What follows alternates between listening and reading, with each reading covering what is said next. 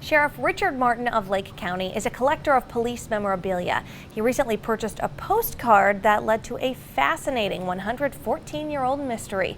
It all started with a post on Facebook. Corey Adkins tells us the story in this week's Northern Michigan in Focus. Well, the postcard was sent by Sheriff Smith back in 1906 to the Mecosta County Sheriff, reference an individual that he was looking for, which in the name of Edwin Deakins. Edwin Deakins, who is pictured on the right, found himself in some trouble in 1906, and there was money involved in two ways. The first, in the form of an interesting warrant. It was a $50 postcard reward, if you will. I guess that's the way they used to do warrants back in the day. The second, he was being charged with embezzlement.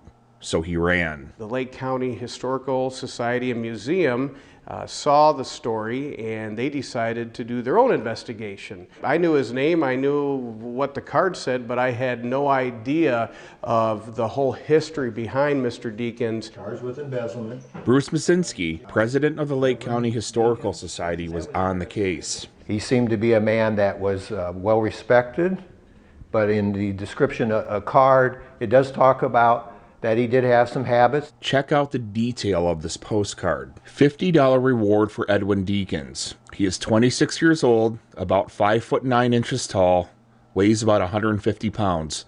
Sandy complexion, light mustache, thin light hair. High forehead, large staring blue eyes, smooth fluent talker, stands erect, wears about a number 7 shoe, one little finger bent down crooked.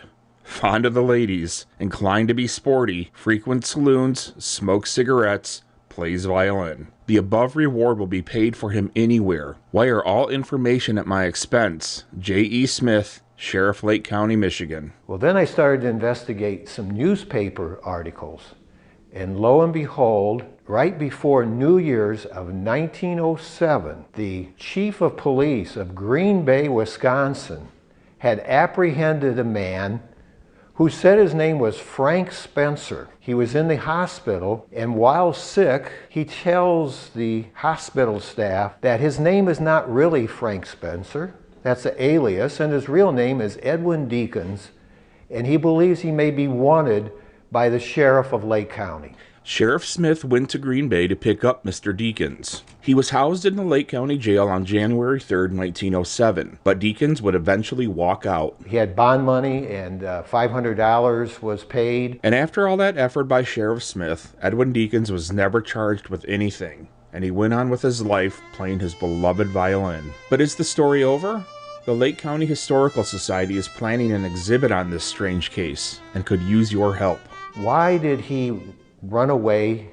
Why did he end up in Green Bay, Wisconsin? And why was he that afraid? That he was going to take on an alias name and I guess never to be found again. And there are deacons out there. I guess I would say if there is a deacon that was viewing this program and has some information that might reveal a little bit more of the story, we could add that to our collection.